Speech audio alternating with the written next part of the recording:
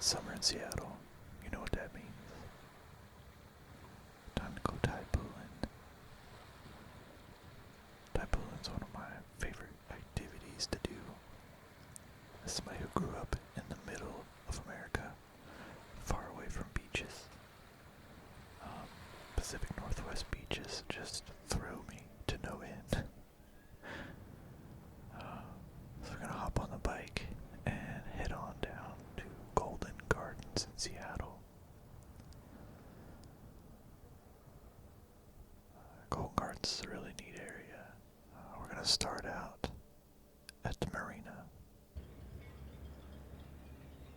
The marina is sort of a peaceful place for me. I like to come here on slightly windy days and just listen to the boats tinkle and the rope kind of whispers in the wind. Can you hear it? You go down a little further and you get to the dock, the boat launch area. And this year we had a lot of sea lions. You can see one rolling around there, just having a jolly old time. Here's a close-up. They're real cute. I know that sea lions are carnivores and very dangerous, but man, they just look like little puppies. I kept my distance. Previously there was caution tape saying that you couldn't go further than where I am right now, and I stayed there even after the tape was gone. The Golden Gardens is unique in Seattle because it is a sandy beach. The Washington State area does not have big swaths of sandy beaches like California does. So Golden Gardens is kind of unique. It also offers really fantastic views of the Olympic Mountains across the water, and plenty of places to sit down and soak it all in. But today we're going tide pooling, so that's where we're going. So we're walking around and looking for critters, basically. Me specifically, I'm looking for starfish. I got a couple of time lapses here. Oh, you can see its feet. Here's another one. Look at the little suckers, the little feet coming out. The starfish can't attach to the sand very well, but you will occasionally find them on the sand. But normally they're going to be stuck on a rock. This is an ochre starfish, and so is this one. This one is missing some feet. They're supposed to have 5 arms, but that one only had 3. The ochre starfish can be anywhere from a vivid orange to a vivid purple, and anything in between. I've even seen one that was both orange and purple. That one right there actually sort of has, it looks like it's leaning towards that orange and purple color scheme. And there's a mottled starfish on the far side there. I really like the ochre starfish. If you look in the background, you can actually see behind the rock that the starfish is on, there's like a little squirt of water. Those are clams. Here we have a sea anemone.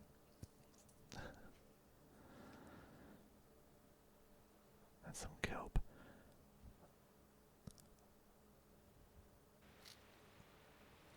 And another ochre starfish.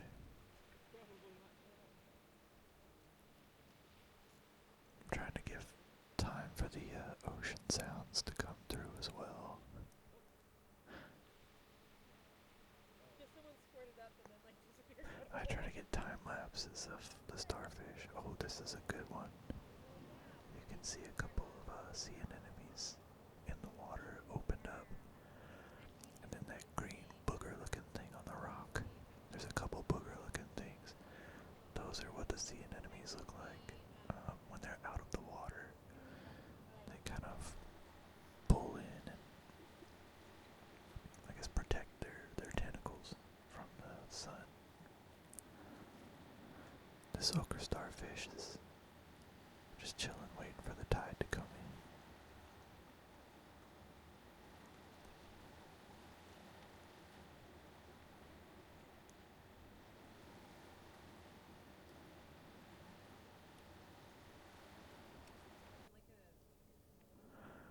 We've got two purple ochre starfish here. Some of the purple ones are very vivid purple. Sometimes they're maroon.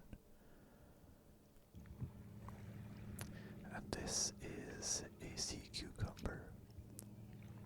Since I've been here, I've seen two types of sea cucumbers. There's this one, which has these like frilly teeth. Oh, and there's a little sea anemone in the bottom left there. Has purple tentacles. But the other sea cucumber I've seen looks more sea cucumbery. This one almost looks like a blend between a sea cucumber and an anemone. And here, I just thought this was neat. Just all of the color, the purple starfish and the bright orange sea anemones. I've never seen them in such close proximity like that. I don't know. I think that these starfish actually eat. Well, I'm not gonna say that. I don't know if they eat the sea anemones or if they eat sea urchins. But if they do eat the sea cucumbers, then those two, as pretty as it looked, were not having a good day. These two, we got a purple one and an orange one right next to each other. I love it. And I think that the candied green seaweed there, I believe, I think it's called ragweed. Maybe. No, it's not ragweed. Oh, okay, hang on. I'm gonna look this up while we're watching the video because I can do that. Whoa. Okay. Oh, look at that booger. That droopy thing over the starfish is a sea anemone. Let's see. Where's the seaweed at?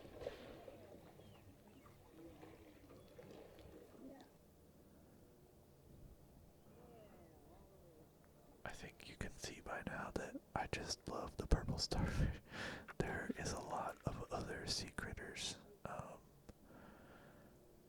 Granted, this beach, it's pretty much sea cucumbers and ochre starfish. But later on, I have found rock eel and gunnels and a flatfish. I think it's called a sand dabber or something. Look at that one. It's almost home free. Now the starfish during extreme low tide events. These only happen not all the time, but you have to have like a negative tide around like a -2 or lower, like a -4. A -4 would be crazy. You start to see some really crazy critters.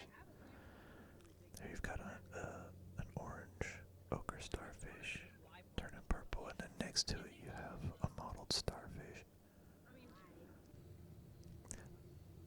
And then here you can see these sea cucumbers in their various states. the one on the bottom has its mouth open. It's like a filter feeder, and the ones above it, it's what it looks like when the mouth is closed. They look more sluggy and cucumbery.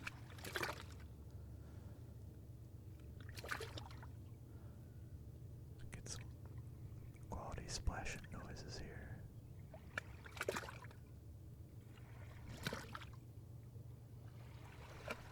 Ah, that's nice. Eventually the tide starts to come back up, and the starfish find themselves underwater again. So far, the starfish that I've seen are these ochre starfish. They're the ones that I've seen mostly. They're the most common, I think. But recently, the mottled starfish, which are, well, they can be different colors as well, but they can have white spots, or their spots can be like a blue color. And they're thinner. These have like fat arms. The ochre starfish have fat arms. And the mottled starfish have skinnier arms. The time lapses at the beginning of the video were actually mottled starfish. Okay, see this, the vegetation looks like green apple licorice. What is that called? I have, okay, I'm at the kelp section here, okay, gut weed, that's what it is. I'm almost positive that that is gutweed, and there's a little bit of sea lettuce mixed in there as well. I've got some red kelp too that has like an odd rough texture. I kind of like it. It's called Turkish towel. This is, I believe, this is a painted anemone. They are a very brilliant, vivid red color. I kind of want to see one like open, but I haven't been able to find one as I wade around in the water yet. This, I believe, is a rock eel. One of the guides that was with us he thought maybe this was a gunnel, but the gunnels are very small, and this one, you know, if I wrapped my hand around it, I'm not sure that I would have been able to close my hand shut. Got some more interesting seaweed and stuff. We've got, what is this? Sea laurel. I see some Turkish towel there. Okay, yeah, this, under the water here, this is a mottled starfish. They have skinnier arms. And the dots can be white or blue. This is a gunnel. They're teeny tiny, and they're cute. This was also at Golden Gardens. It was a very low tide day, and so there were actual pools. This was the first time I started seeing fish. That, I believe, is the sand dabber. Sand dabbit. It's a flatfish. It's got a face on the side of its head. Just imagine having both of your eyes like right under your ear. That's what this fish has. And then we've got this nice, oh, this is a fun fact. When you have a bunch of starfish together, it's called a galaxy. It makes so much sense, right? A flock of starfish is called the galaxy. And there's a little fishy on the left there. I'm just now seeing that. This dude is like tie-dyed, almost pink in the middle, and then a darker, vivid purple on the outside of his feet.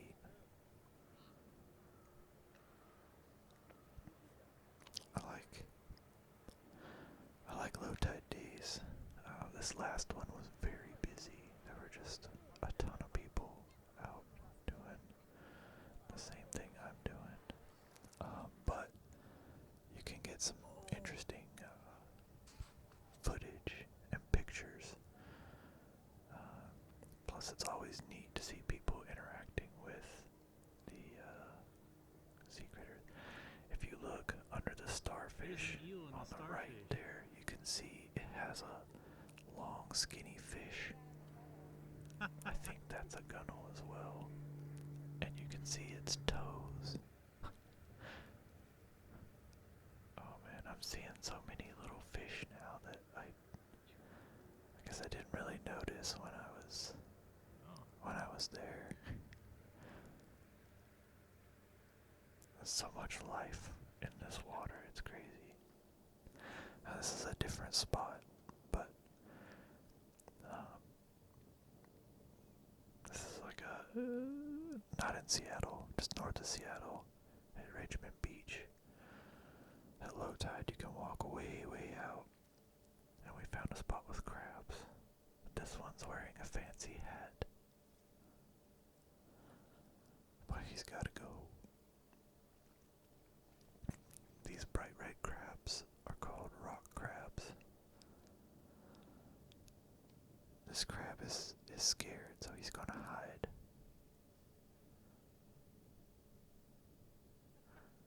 I like to watch the water sort of dance around. Oh, this guy. He wanted to shadow box me.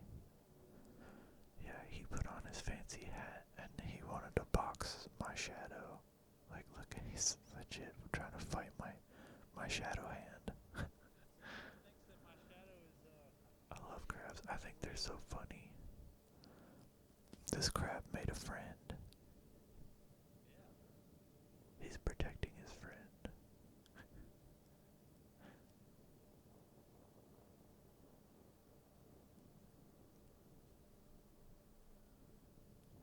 This rock crab did not make a friend. He made an enemy.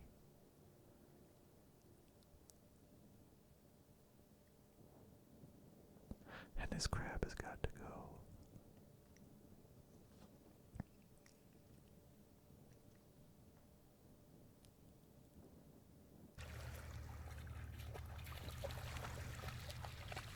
So, I think that's gonna end the talking portion of this ASMR video for now. I'm gonna kind of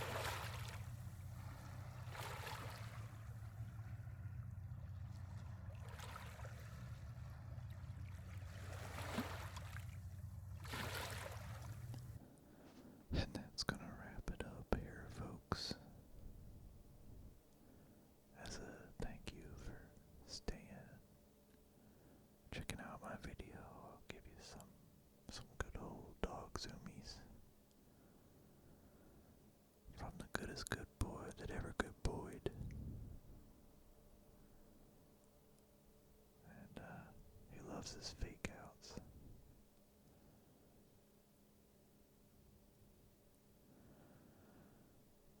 Let me know if you enjoyed this video of hanging out on the Puget Sound and looking at sea critters.